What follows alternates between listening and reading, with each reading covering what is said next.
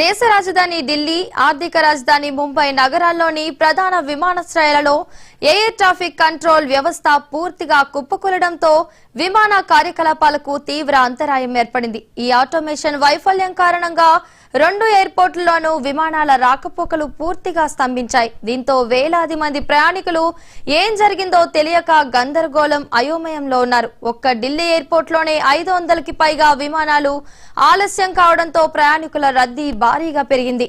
ప్రయాణ షెడ్యూల్లో దెబ్బతినడంతో ప్రయాణికులు ఆందోళన వ్యక్తం చేస్తున్నారు. ఇప్పటికే షెడ్యూల్ చేసిన విమానాలను అధికారులు రద్దు చేయాల్సి వచ్చింది.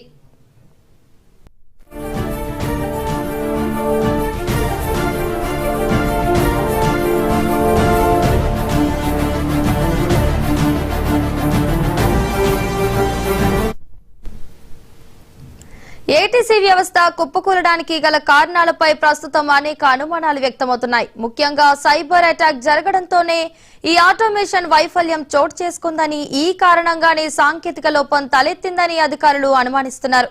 వ్యవస్థలోకి ఏదైనా మాల్వేర్ చొరబడిందా అనే కోణంలో సాఫ్ట్వేర్ సహాయంతో లోపాన్ని గుర్తించేందుకు నిపుణులు తీవ్రంగా ప్రయత్నిస్తున్నారు. మరోవైపు విమాన రాకపోకలకు అత్యవసరమైన ఏరోనాటికల్ మొబైల్ శాటిలైట్ సర్వీస్ ను వెంటనే పునరుద్ధరించేందుకు అధికారులు నిర్విరామంగా కృషి చేస్తున్నారు. ఈ సాంకేతిక సమస్యను త్వరగా పరిష్కరించి విమాన కార్యకలాపాలను తిరిగి సాధారణ స్థితికి తీసుకురావాలని అధికారులు ప్రయత్నిస్తున్నారు.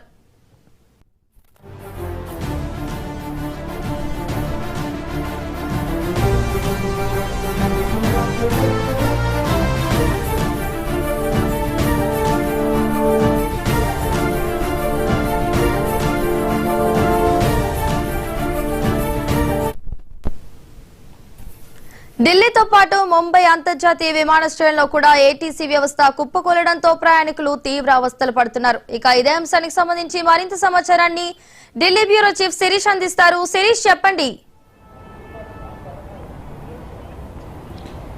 వల్లి ఈరోజు ఉదయం నుంచి కూడా ఢిల్లీ ఎయిర్పోర్ట్లో ఎయిర్ ట్రాఫిక్ కంట్రోల్ సిస్టంలో ఏర్పడిన సాంకేతిక సమస్యతోటి పలు విమానాలన్నింటి కూడా రాకపోకలన్నింటి కూడా ఆలస్యమయ్యాయి. దీంతో వేలాది మంది ప్రయాణికులు కూడా తీవ్ర స్థాయిలో ఇబ్బందులు కూడా ఎదుర్కొన్నారు. దాదాపు ఢిల్లీ అంతర్జాతీయ విమానాశ్రయం, అదేవిధంగా దాని చుట్టుపక్కల ఉన్న టెర్మినల్ 1, టెర్మినల్ 2 నుంచి విమాన రాకపోకలపైన కూడా తీవ్ర ప్రభావం అనేది కూడా పడింది. విమానాల్లో కొన్ని సాంకేతిక విమానాలంటి కూడా ఆలస్యమయ్యాయి. అదేవిధంగా ఢిల్లీ నుంచి ముంబై రావాల్సిన విమానాలంటి కూడా ఆలస్యమయ్యాయి. ఎందుకంటే ఢిల్లీలో ఏటీసీకి సంబంధించిన అప్డేట్స్ అనేవి కూడా రాకపోవడంతో ఈ సమస్య అనేది కూడా ఏర్పడింది.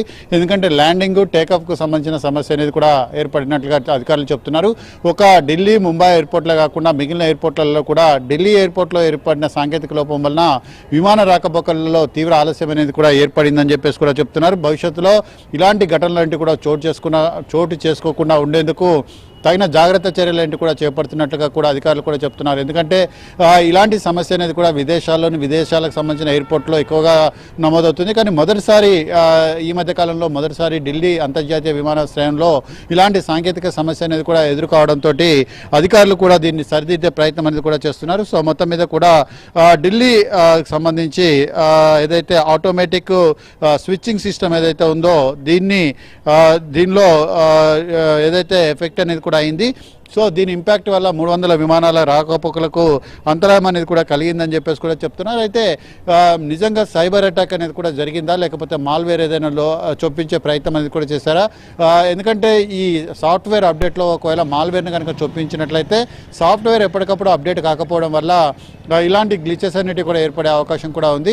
సో దీన్ని సైబర్ నిపుణులు చాలా జాగ్రత్తగా గమనిస్తున్నారు. ఇటీవల కాలంలో జీపీఎస్ సిగ్నల్ని స్నూపింగ్ చేయడం కానీ, అంటే సిగ్నల్ తప్పుదోవ పట్టించే విధంగా చేయడం కానీ, లేకపోతే ఇలాంటివన్నీ కూడా జరుగుతున్నాయి. ముఖ్యంగా ఇటు చైనా, పాకిస్తాన్ లాంటి దేశాల నుంచి ఇలాంటి ప్రయత్నాలు లాంటివి ఎక్కువగా జరుగుతాయి. సో ఈ నేపథ్యంలో అన్ని కోణాల్లో కూడా దర్యాప్తు అనేది కూడా చేస్తున్నారు. బహుశా దీనికి సంబంధించి ఇంకా క్లారిటీ అనేది కూడా ఇవ్వలేదు. కాకపోతే ఇలాంటి సాంకేతిక సమస్య అనేది కూడా ఎందుకు ఎదురైంది, ఇది ఎక్కడి నుంచి వచ్చిందనే దానిపైన కూడా అధికారులు మాత్రం పెద్ద ఎత్తున దర్యాప్తు చేస్తున్నారు. కేంద్ర పౌర విమానయాన శాఖ కూడా దీన్ని చాలా సీరియస్గా కూడా పరిగణించి పూర్తిస్థాయి దర్యాప్తుకు ఆదేశించడం కూడా కూడా జరిగింది. సో మొత్తం మీద కూడా భవిష్యత్తులో ఇలాంటి ఘటనలు లాంటివి కూడా చోటు చేసుకోకుండా ఉండేందుకు పటిష్టమైన చర్యలు లాంటివి కూడా చేపట్టాలని చెప్పేసి కూడా అధికారులకు సూచించడం కూడా జరిగింది. Right, thank you Sirish.